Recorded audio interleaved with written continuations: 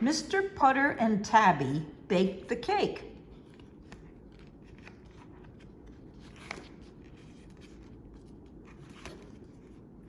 Chapter 1, A Good Cake. It was wintertime. Mr. Putter and his fine cat Tabby sat at their window every night to watch the snow come down. They watched and dreamed. Mr. Putter dreamed of the big red sled he rode as a boy.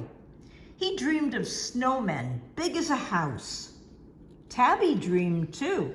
She dreamed of the snowdrifts she walked on as a kitten. She dreamed of deep tunnels through white yards. Mr. Putter and Tabby were old now. They had a lot to dream about. That is why they loved wintertime. They also loved wintertime because wintertime brought Christmas. Mr. Putter loved to give Christmas presents. He started thinking about Christmas presents in July.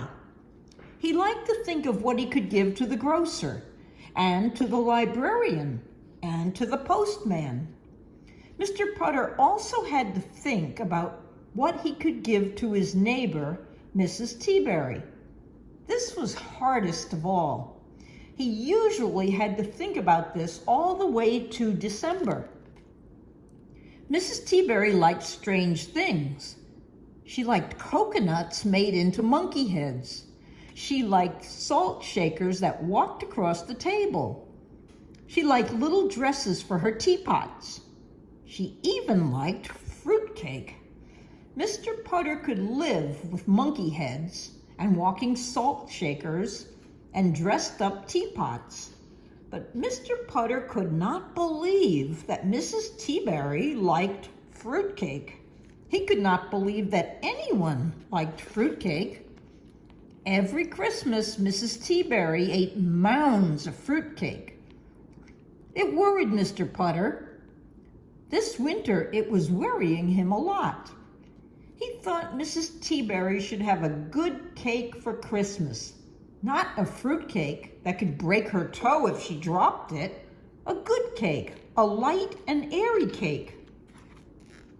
And one night, as he and Tabby sat dreaming at their snowy window, that is what he decided to give Mrs. Teaberry for Christmas.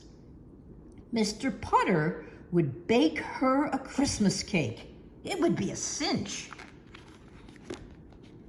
Chapter 2, No Pans. The cake was not a cinch. In the first place, Mr. Putter did not know how to bake a cake. He could bake instant muffins. He could bake instant popovers, but he had never baked a cake. He didn't know how. In the second place, Mr. Putter had no pans. He had muffin pans, he had popover pans, but he had no cake pans. If he baked a cake, it would have to be in a shoe, or maybe in a flower pot, or even in a hat, but not in a cake pan because he did not have one. And in the third place, Mr. Putter had no cookbook. He had books on seaweed, he had books on clouds, he had books on Chinese trees, but he had no cookbooks. Mr. Putter thought about no cookbooks, no cake pans, and the fact that he did not bake cakes. He said to Tabby, maybe for Christmas, Mrs. Teaberry would like a nice cup of tea and a card. Chapter 3, Mary Sue.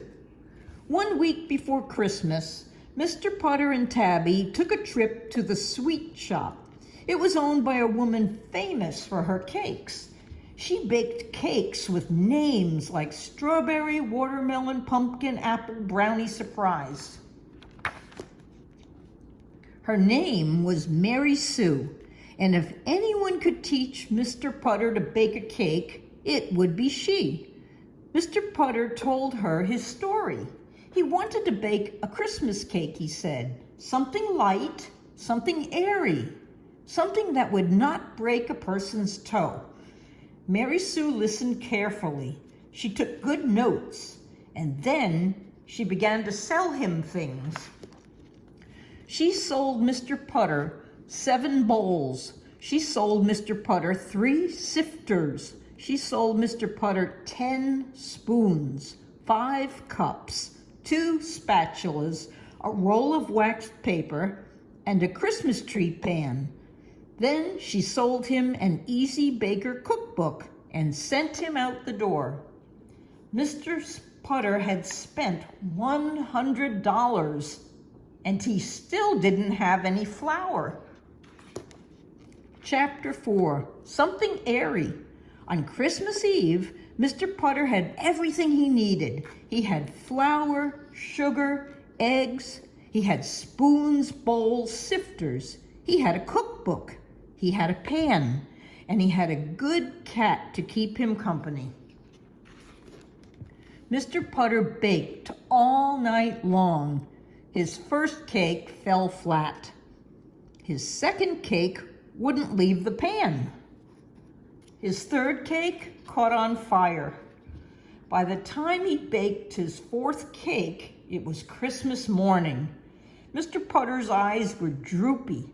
His face was saggy. He was moving very slowly. But Mr. Putter did not give up, and by 9 o'clock in the morning, he had made the most beautiful Christmas cake in the whole world. It was light. It was airy. It would not break a person's toe. He woke up Tabby, and together they took the cake to Mrs. Teaberry. Mrs. Teaberry was delighted. She was thrilled. She was patient, because as soon as Mr. Putter sat down in her chair, he fell asleep. And she had to wait 12 hours before she could cut her cake. She wouldn't have any without Mr. Putter, and that is how long he slept. But when he finally woke up, Mrs. Teaberry was there with Tabby and her own dog Zeke, and they ate cake and drank tea and watched the snow fall all night long.